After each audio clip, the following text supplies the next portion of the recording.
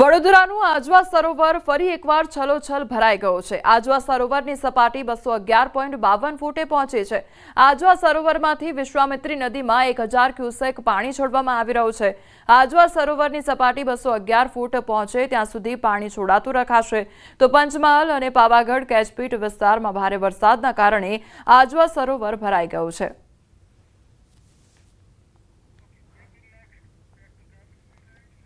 બાવળા તાલુકાના ઢેઢાલ ગામમાં ધોધમાર વરસાદ ખાબક્યો છે। વરસાદ વરસતા ગ્રામજનોએ ભારે હાલાકીનો સામનો કરવાનો વારો આવ્યો છે। ત્યારે સતત વરસેલા વરસાદના કારણે ગામની આસપાસ રસ્તાઓ પર પાણી ફરી વળતા જનજીવન અસ્તવ્યસ્ત થઈ ગયું છે। ગ્રામજનોને ઘરથી બહાર નીકળવું મુશ્કેલ બન્યું છે અને બાળકો અને વૃદ્ધોને વધુ તકલીફનો સામનો કરવો પડી રહ્યો છે। તંત્ર દ્વારા હજી સુધી કોઈ તાત્કાલિક રાહત કામગીરી હાથ ધરાઈ નથી, જેને લઈને લોકોમાં નારાજગી જોવા મળી રહી છે।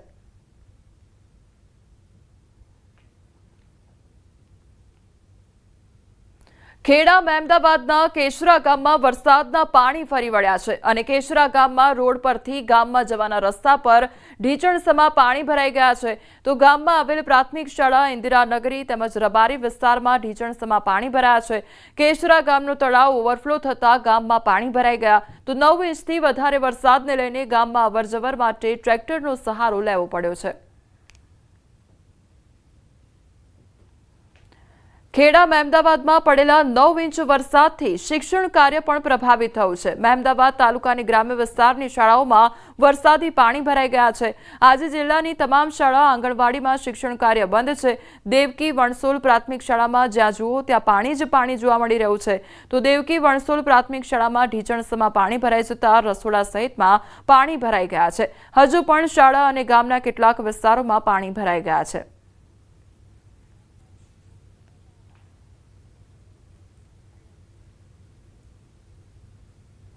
राजनाथ सिंह द्वारा ऑपरेशन सिंदूर पर प्रतिक्रिया आपવામાં આવી રહી છે। લોકસભામાં सीधा जैसे कोटली में गुलपुर कैंप, भीमबर में बरनाला कैंप, कोटली में अब्बास कैंप और पाकिस्तान के पंजाब प्रांत में बहावलपुर, मुरिदके और सरजाल और मेहमुना जोया शामिल थे। इनमें से 7 आतंकी शिविरों को भारतीय सेना ने पूरी तरह से नष्ट कर दिया, जबकि भारतीय वायुसेना ने मुरीदके और बहावलपुर को नेस्त नाबूद किया, जो लश्कर-ए-तोयबा और जैश ए मोहम्मद के केंद्र हैं। पूरा ऑपरेशन मात्र, अध्यक्ष महोदय, जानकर पूरे सदन को प्रसन्नता होगी कि विद इन 22 मिनट्स पूरा ऑपरेशन समाप्त हो गया और हमने आतंकवादियों को उनके घर में घुसकर मारा।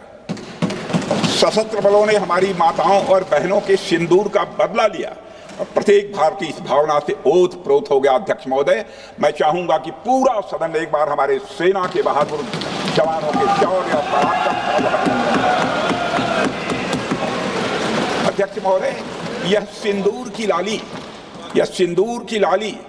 शौर्य की कहानी है। यह सिंदूर की लाली शौर्य की कहानी है, भारत के मस्तक पर वीरता की निशानी है।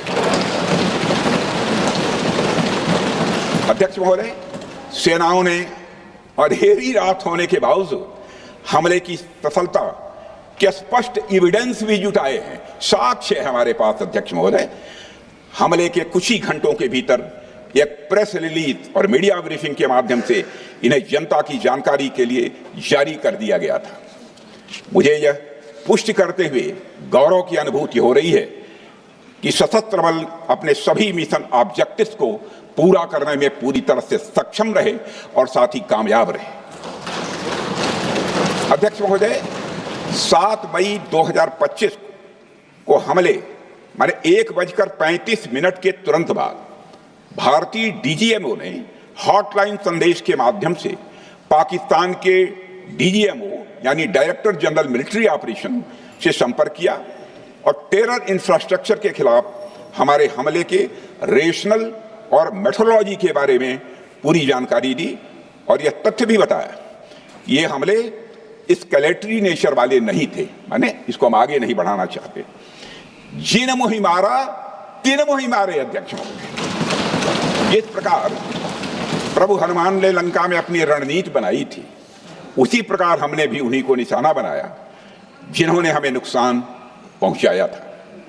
हालांकि पाकिस्तान ने इस रेशनल को समझने से इनकार कर दिया और अगले कुछ दिनों तक सिविलियन और सैन्य ठिकानों पर गोलीबारी करके बड़े पैमाने पर सीज फायर वायलेशन करके स्थिति को एस्केलेट करने की उसने कोशिश की।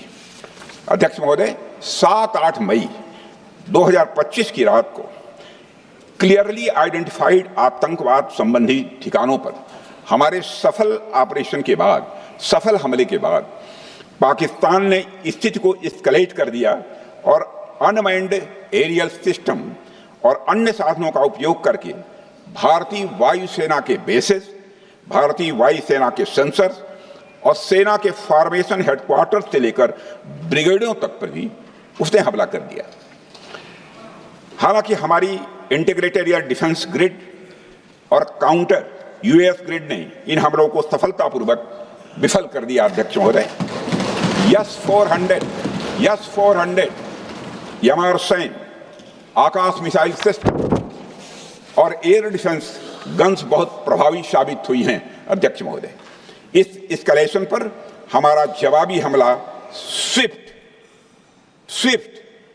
प्रोपोर्शनेट और नबातुला था। अध्यक्ष महोदय, जिसमें 8 मई 2025 को केवल चुनिंदा पाकिस्तानी एयर डिफेंस सिस्टम और सेंसर नेटवर्क को प्रिसीजन गाइडेड मिशन द्वारा म्यूनिशंस द्वारा जो है टारगेट किया गया। अध्यक्ष महोदय, हमारी कार्रवाई पूरी तरह से सेल्फ डिफेंस में थी, न तो वह प्रोवोकेटिव थी और न तो एक्सपेंशनिस्ट थी। पाक द्वारा ये हमले 7 मई 25 से लगातार चले और 10 मई 2025 को रात लगभग 1:30 पर पाकिस्तान ने बड़े पैमाने पर भारत के ऊपर मिसाइल, ड्रोन, रॉकेट और अन्य लॉन्ग रेंज वेपन्स का इस्तेमाल किया। इसके साथ साथ उन्होंने इलेक्ट्रॉनिक वारफेयर से जुड़ी टेक्नोलॉजीज का भी सहारा लिया। अध्यक्ष महोदय, उनके निशाने पर हमारे भारतीय वायुसेना के अड्डे, थल सेना के एम्यूनिशन डिपोज, हवाई अड्डे और मिलिट्री कैंट थे। अध्यक्ष महोदय, यह कहते हुए मुझे गौरव की अनुभूति हो रही है कि हमारे air defence system, counter drone system और इलेक्ट्रॉनिक इक्विपमेंट्स ने पाकिस्तान के इस हमले को पूरी तरह से नाकाम कर दिया। पाकिस्तान हमारे किसी भी टारगेट को हिट नहीं कर पाया। अध्यक्ष महोदय, और हमारे किसी भी इंपॉर्टेंट एसेट को नुकसान नहीं हुआ है। हमारी सुरक्षा व्यवस्था अध्यक्ष महोदय चाक चौबंद थी और हर हमले को हम लोग रोका गया। मैं इसके लिए भारतीय सेना के बहादुर सैनिकों की जमकर सराहना करता हूं, जिन्होंने दुश्मन के हर मंसूबे पर पानी फेर दिया। और अपने प्रतिपक्ष के मित्रों से भी कहना चाहता हूं, एक बार फिर से भारत के सेना के जवानों का कम से कम मेज थपथपाकर उनका अभिनंदन करिए। बहुत बहुत धन्यवाद। बहुत बहुत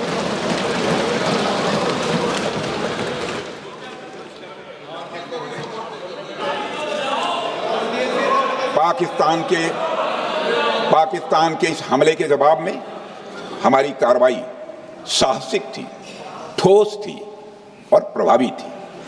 भारतीय वायुसेना ने वेस्टर्न फ्रंट पर पाकिस्तान के हवाई अड्डों, command and control systems, military infrastructures और एयर डिफेंस सिस्टम को निशाना बनाया और इस मिशन को हमारी सेनाओं ने सफलतापूर्वक अंजाम देने में कामयाबी हासिल की। अध्यक्ष महोदय, हमारी सेनाओं ने चकलाला, सरगोधा, रफीकी, रहीम यार खान, जैकबाबाद, सुक्कुर और भोलारी जैसे बड़े एयरबेस पर प्रहार किया और पूरी दुनिया ने भारतीय वायुसेना के शौर्य और पराक्रम की तस्वीर देखी।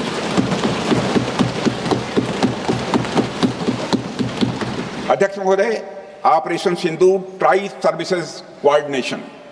सर्विसेज कोऑर्डिनेशन का एक बेमिसाल उदाहरण था। जब भारतीय वायुसेना ने आसमान से हमले किए, हमारी थल सेना ने जमीन पर मोर्चा संभाल लिया।